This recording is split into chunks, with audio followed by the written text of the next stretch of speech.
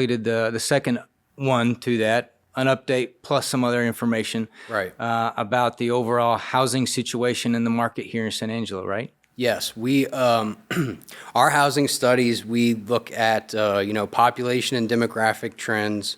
We look at the county level economic data, employment, wages, job growth by sector, and then we look at the multifamily, the single family markets, and then we drill down to say, for a local economy, if we had a new prospect come in, if we had this existing business grow, and we had this many more jobs and they made, this, range of wages, what is the demand for housing, and what is that demand going to do, to the existing housing supply, and what is it going to mean for additional housing, and how do we align that with our local economy and our jobs, because that's the number one demand of housing in any community is going to be your local workforce. Yeah.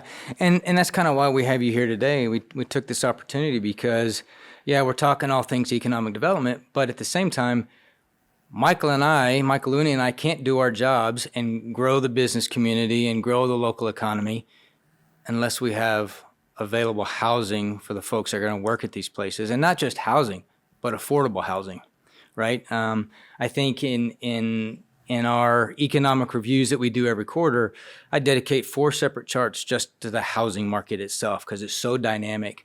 And I think one of the things that we've noticed here is, one, supply is tight, and it's tightening.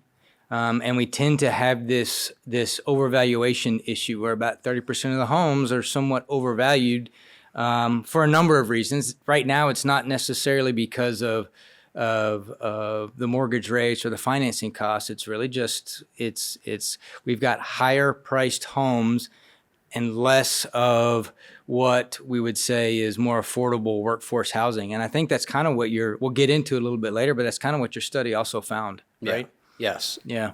One other thing, I don't want to forget it just because I'm thinking about it, talking about housing and economic development. Of course, we talk about, housing for workforce at all, levels, from entry level to manager or CEO. But I think one thing that we also need to remember when we're talking about housing and economic development is the economic generation of home building and home construction that it creates for your local economy. It's a business in and of itself. Right. Yeah. So when you have obviously new housing growth, it's not just to satisfy, demand for housing from workers. It's also a driver of your local economy because you're circulating money. And especially in San Angelo, I want to give a big shout out to, the local builders in San Angelo. San Angelo is a very unique market